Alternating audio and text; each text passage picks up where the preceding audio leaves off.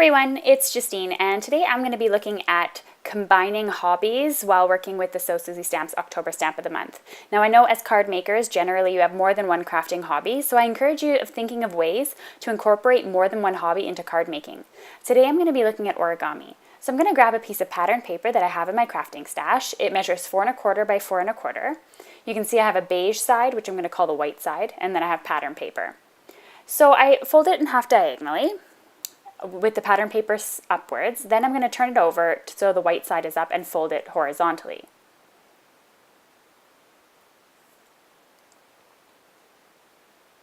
Today I'm going to be making a sailboat because it works really well with my sentiment. Now what is also a really cool idea with origami and combining it with card making is that you can combine it with dollar bills and things like that. So you can use it for birthday cards when you want to give a monetary gift. So now that I'm finished my 2 folds with the white side up, I'm going to fold it horizontally on the other side. So now I've essentially folded it into a square with one diagonal line. Next I'm going to come in and I'm going to fold in these 2 squares. Now these squares here don't have any diagonals in them, they're just plain squares, and I'm going to fold them so it matches all the lines on the other folds that we've already done, and both points touch together.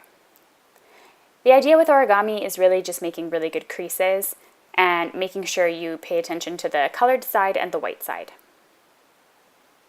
There are tons of YouTube tutorials online that even feature them with money. As I mentioned, you can make really good birthday cards. Next, we're going to fold both pieces up in half. Now you should have colored, patterned paper on both sides and this shape here.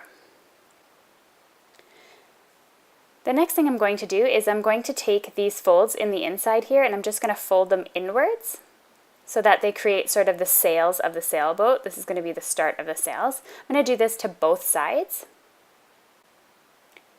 So once you've flipped up both of those sides, you're going to take the sail part, so this white part, and you're just going to simply fold it down to the bottom edge, so it should have a nice clear fold right there.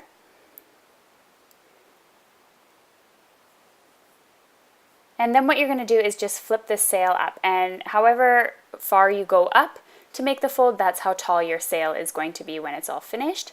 So it's just up to you as to how far up you fold it. And this little weird horizontal piece that's on top of the pattern paper, you can actually tuck into the green area simply by opening up the green area and tucking it in.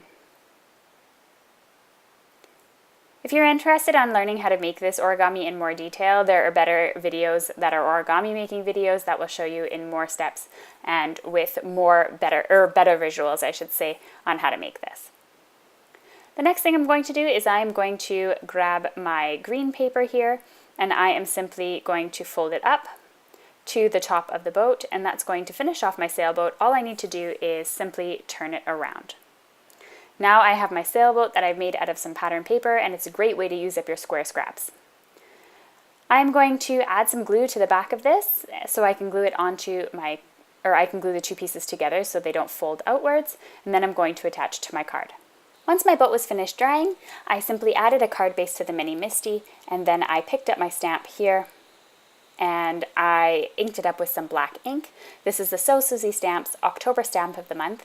If you're interested in learning about the Stamp of the Month program or how you can get all of these stamps, then I'll have a link for you below in the description.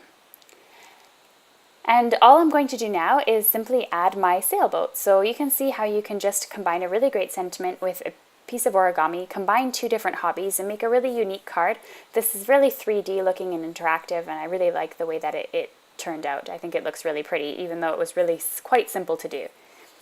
And again, you can think of switching it up by using money or things like that when you're making a birthday card, and that could be a really creative way of giving money as well, because I know many people, when they give money, you always want a kind of more creative way to give it, just because it's not really super personal, but doing something like this would give it that little extra special touch. Now, who doesn't love a little embellishing? I'm just going to take some of my Nouveau drops here and I'm going to make some nice little enamel dots that will dry on the card and adhere automatically to the card once they're dry, and just set them off to the side to dry. So I hope you enjoyed this card making tutorial. Be sure to subscribe to my channel and click the thumbs up on the video if you liked it, and add a comment if you'd like.